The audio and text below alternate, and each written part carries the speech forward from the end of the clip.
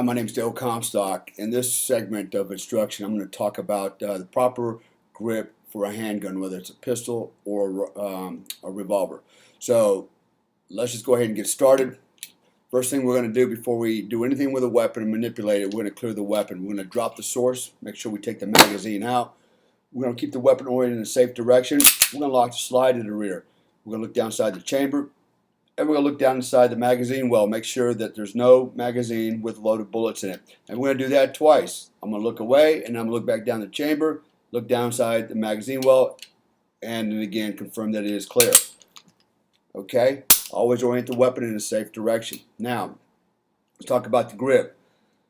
Grip is pretty simple. What I'm going to do is place this beaver tail right up against the web of my hand. Okay? As high as I can get it. I'm going to run my middle finger up against the trigger guard, and my trigger finger is going to be along the side of the weapon, just like this. This is what my grip's going to look like. Now, I'm going to open this portion up, because what I'm going to do is I'm going to marry up the meaty portion of my thumb and place it inside there, in that gap. My index finger here is going to go up against the trigger guard. I feel that space. I cant the wrist as far as I can possibly cant it. Okay, it's going to feel very uncomfortable. And now basically what I have is both thumbs resting on top of each other along the slide or side of the weapon. Okay, this is what it looks like.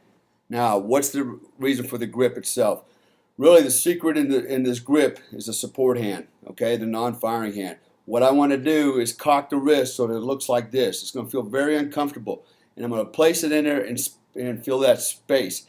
This hand is doing all the gripping, okay? It's doing all the squeezing. The other one's just keeping that gun from jumping out of your hand. But this one's doing all the work. All right, and now what I'm going to do is basically pancake the weapon. And if you do this properly, when you push the weapon out, you'll notice you can't quite extend your arms all the way out, and your elbows will seem to feel like they're splayed out a little bit. That's okay, because you're getting good pressure on the gun. But the most important reason for this grip, for the support hand, is to keep the weapon from flipping on every shot, especially on a large caliber weapon like this .45. You'll get a lot of flip on the gun if you don't have a good grip. What I want to do is control that grip or that flip by locking my wrist in and getting a good bite on the gun so that I minimize the recoil and I can take multiple shots faster if so needed.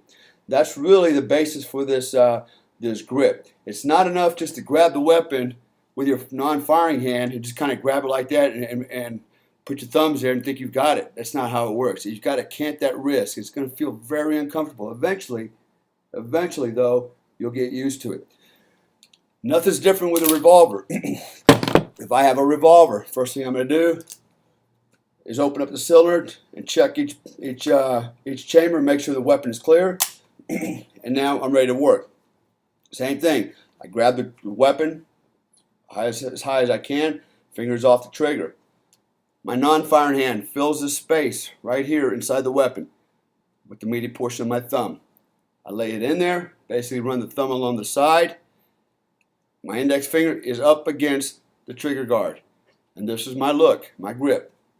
It's the same grip. Now, why am I gripping it this way? Because there's a lot of advocates out there who go, oh, why don't you grab it like this? This is better.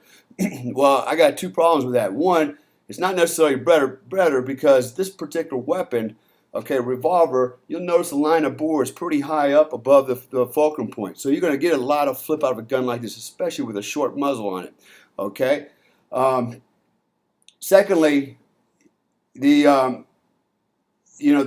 reason this thumb is high, okay, and the grip is the way it is so I get the gun to sit lower on really the line of my arm. So I'm not getting a gun that's up here like this because I get a lot of flip, but it's a lot lower in line with the weapon so I can manage a little bit more of the recoil.